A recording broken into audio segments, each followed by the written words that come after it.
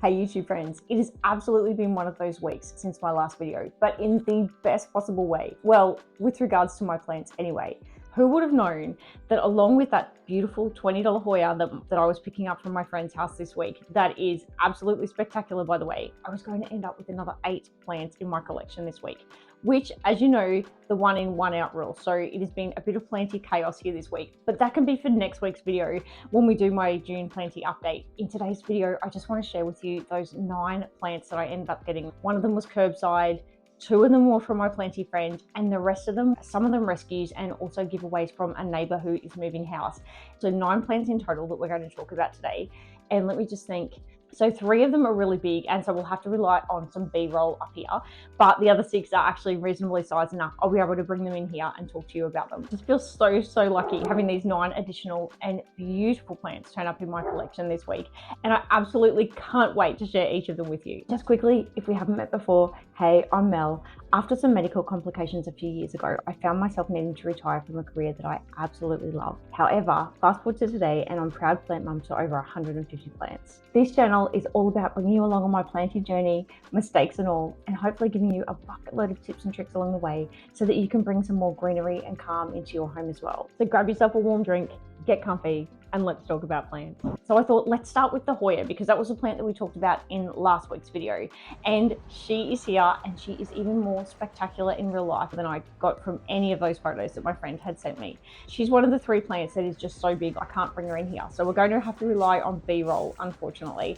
And I did actually take a little bit of video as well as a photo because I wanted to give you the feel for just how wild she is. It was the thing that caught my eye in the photos because this particular Hoya, my friend actually didn't trellis. She's just let the, is it tendrils or vines with Hoyas? I'll have to look that up. She's let the tendrils just grow down and wild. And in the photos, she'd said that they're about 2 meters long. Well, they are even more than 2 meters long. When I first saw her at my friend's house, I was considering putting her in our lounge room. But when I tried to hang her up in our lounge room, even though we've got high ceilings, her tendrils are just far too long.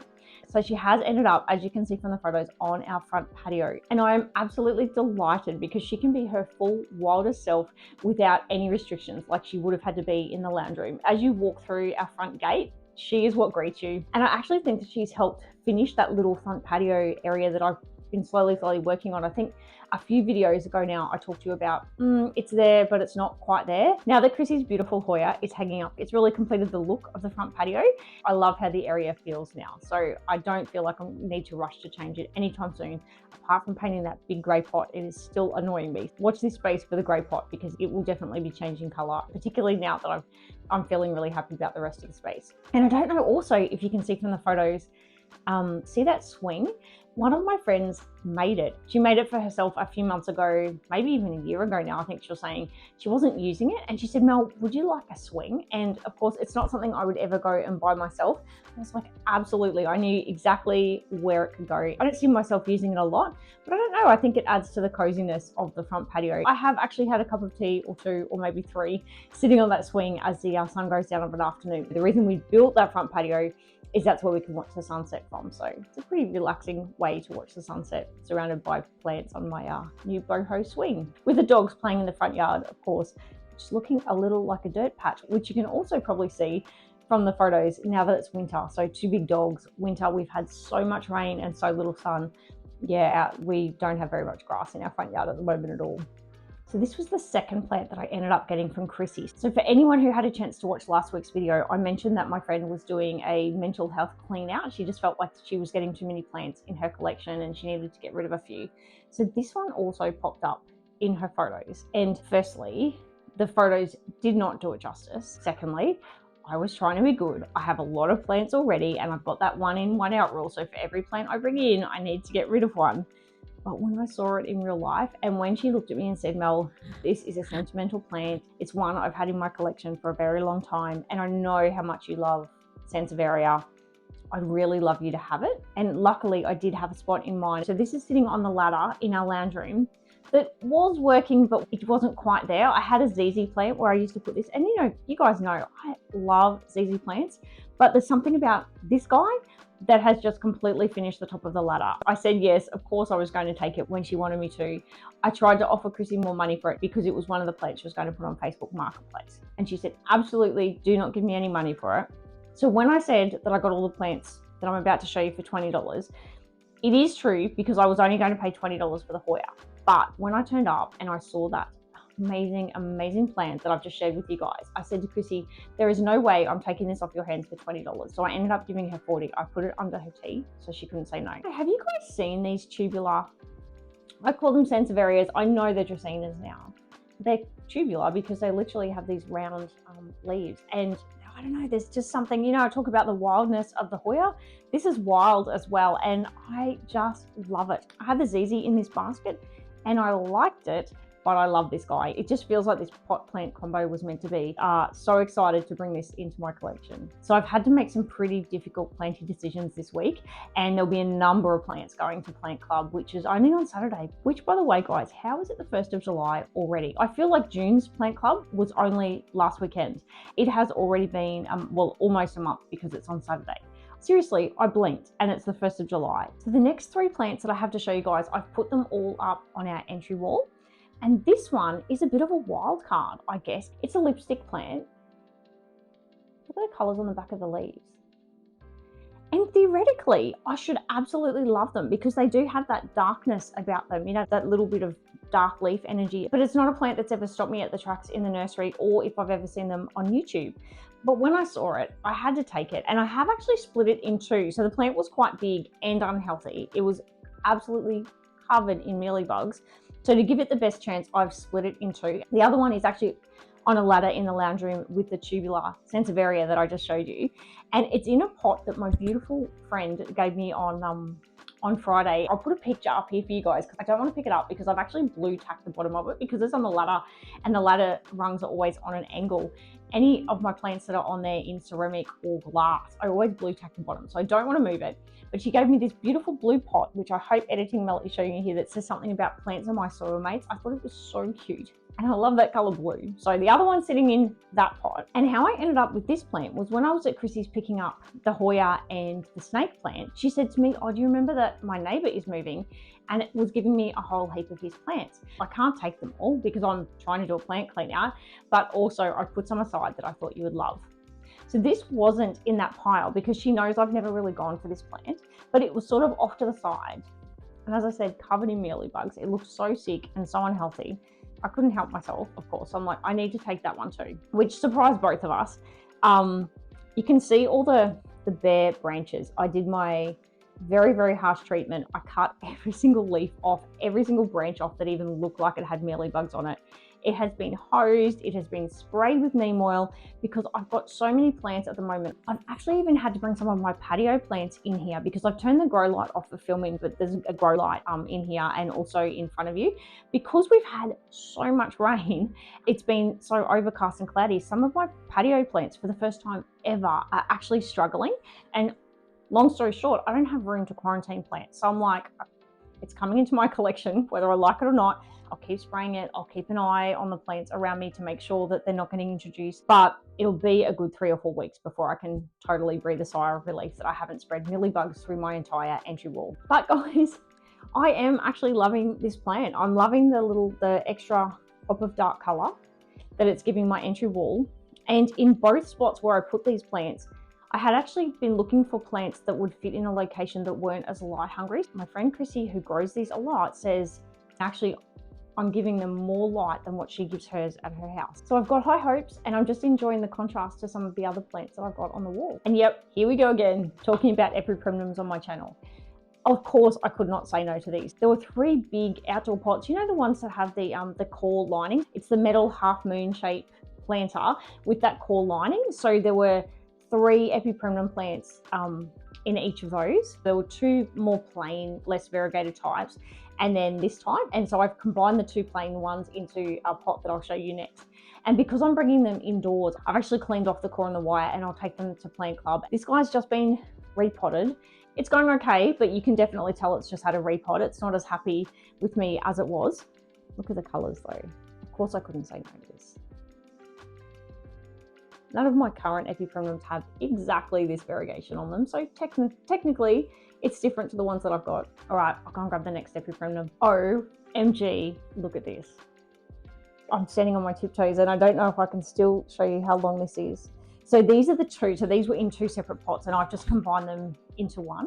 It's so big and it's so heavy. I've had to put a rock in the back to stop it from toppling over. But look at these leaves. They are just huge. I was absolutely delighted when I saw these guys because I do have some dark leaf Epipremnums. They're very small clippings from Plant Club and I can't imagine how old this guy is to get this big. So you can imagine this now has pride of place on my entry wall. It is the center plant. As you walk in the door, this guy greets you because wow. These guys, so both lots of Epipremnum did not have mealybugs in them, although new plants to my collection, they've also been hosed and sprayed, and I'll be keeping an eye on them for a solid few weeks just to make sure. But wow, I could just keep standing here and talking to you about this plant for hours. I'll just go and grab the next plant for you. This guy was in with the Epipremnum and I couldn't see it initially. It was behind the Epipremnum and a little bit buried. We both sort of stopped and looked at it and we both around the same time were like, no way, I think it's a ring of fire. And yes, it's a Philodendron ring of fire. And I say this over and over on my channel. I think I've completely lost count of the amount of plants that have ended up in my collection that I've got from curbside or rescues, Plant Club, that I would never ever have stopped in a nursery to look at and buy. And looking at this though, I don't think I've ever seen it in a nursery because it caught my eye straight away. As I said, literally walked past the Epipremnum to see what this was because the colors and my camera will never ever do it justice. Amazing. I just love the variegation on these leaves. I love that it's got the pinkish color on the new leaves that are coming out. It's looking a little bit worse for wear, guys. All the plants actually had garden soil, so really heavy, dense garden soil, but they had probably 3 times the amount of soil that I prefer to plant my plants in. So the poor thing, to get it out, I had to upend it. So it's not looking that pretty, and I only did it not even a week ago. The Hoya is hanging up behind my Ficus taniki, and this is actually in front of that grey pot that is totally getting repainted soon, and I am just loving it. I'm very conscious that it's going to climb, and although I don't do moss poles, I'm sorry for anyone out there who's probably saying, Mel, it needs a moss pole. I'm just going to continue with some sort of stake for it because I just won't look after a moss pole. So it'll still have more than enough space to climb and get as big and beautiful as it wants in our front patio with all that bright filtered light, and I can't wait to watch it. While I was putting the Philodendron away, I almost forgot to show you guys this. I don't know, it's got another Epipremnum, but I've got 3 of these, and the other 2 actually are on shelves, so they've got the blue tack. I've got absolutely no spare blue tack until I go shopping, so I can't move the pots. So we're going to look at another Epipremnum, I'm sorry. So this is so cool. My husband, Tradie, him and his mates love beer, and for anyone who recognises the brand, this is a brand of craft beer over here in Australia, and they brought out these limited edition beer mugs, I guess. There's actually a top on it for you to drink the beer.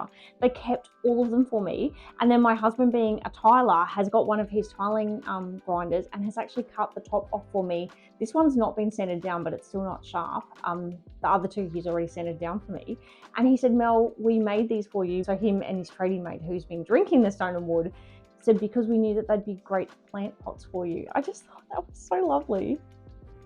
And I absolutely love them. They suit our decor so much. He was so chuffed with himself after I picked him up from his mate's house the other week. He'd gone around there to help him with something around the yard, and they had done the job in the yard, but they also had created these for me. I just thought that was so cool. All right, last plant. So we're gonna have to rely on photos for the last plant, guys. I'll make sure I put lots of B-roll up here for you. So as you can see, it's a bird's nest fern, and it is just spectacular. So that trunk, so that's an old, I guess it's a timber trunk, potentially maybe made out of a recycled crate. It itself is so heavy. And then it's got that dense garden soil in as well. And then it's got decorative rocks in there. And then that massive fern. Chrissy and I, you should have seen us trying to get it into my car because it got extra difficult. I have a favourite car that I call my plant and dog car.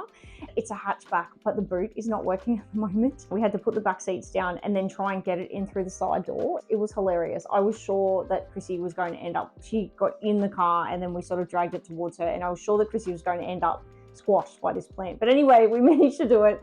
We got it in the car, and then my boys helped me on the other end to get it out. But it is so infested with mealybugs. It is definitely in quarantine. I'll have to wait for my husband and sons to help me put it up in the garden. I'm going to put it under the macadamia nut tree. But let's get rid of the mealies first. So it has been hosed down and sprayed twice so far with neem oil. And I think it's going to take lots and lots of treatments. And maybe if I've got the energy, I might even break my own rule and wipe some of the leaves down as well. I haven't had the energy yet. It's been complete plant chaos this week as I try and work out the logistics of fitting in those new 9 plants, but also which plants need to go to plant club. So I just haven't even thought about wiping down those leaves. I'll just keep it separate from the rest of my plants. It's getting nice light on the front patio, and keep treating it for a few weeks before I'm confident to put it up in the garden, because I don't really want mealies in my garden unnecessarily as well. Although I know it's an outside plant, but this thing it's covered. There's just not one bit of the plant that's not impacted, but it is still so healthy, growing so beautifully. And that vintage trunk, I don't know what else to call it, just fits into our style in our house so much. And that's what Chrissy said. She said to me, it just screams Mel. So it won't need to come out from the trunk, although I am just a little bit worried about the density of that soil, but I think that's something for future Mel to worry about. We'll get on top of the mealies first. This is the first time I've filmed standing up. I actually have really enjoyed filming standing up, but I haven't done it before. I spend most of my days standing up and walking around. ADHD, I'm really conscious that when I stand up, I move around a lot more. Let me know down in the comments, was it distracting me standing up? It certainly was easier for me filming standing up, because I felt like my words flowed more easily than sitting down. Sitting down has just always been a challenge for me, no matter what I'm doing. You should have seen me in meetings at work. Seriously, it was horrendous, the amount of fidget things that I would use. But I used to take really good notes to try and keep my brain and my body busy. Anyway, enough of that. Not too long a video, I don't think, this week. Completely unplanned and unexpected. Next week, I'll do a July update video with some of my favorites, some of the plants that are making me smile, some of the plants that are in the naughty corner. I have a few.